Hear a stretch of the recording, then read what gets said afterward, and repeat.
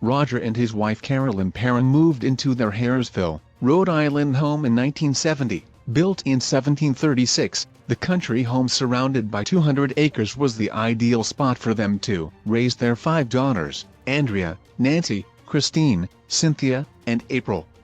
However, it didn't take long for the home's older inhabitants to make their presence known. From almost the first day, the family began to notice several bizarre occurrences. Strange voices in the middle of the night and furniture moving about of its own accord was fairly commonplace.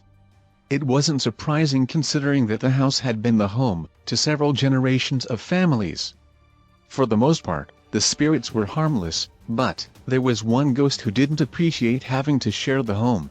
Born in 1812, Bathsheba Thayer was the mother of 4 children, 3 of whom died at a very young age. Although, during that time an infant's death wasn't all that uncommon, it did arouse suspicion in the local town. Some of the townsfolk even believed she was sacrificing her children to the devil, although these claims remain unsubstantiated. After several unexplained encounters with this not-so-friendly ghost, the parents were convinced that Bathsheba was haunting their new home. Most of the Perrin family had encountered Bathsheba at one time or another, but it seemed to focus a lot of its attention on Carolyn.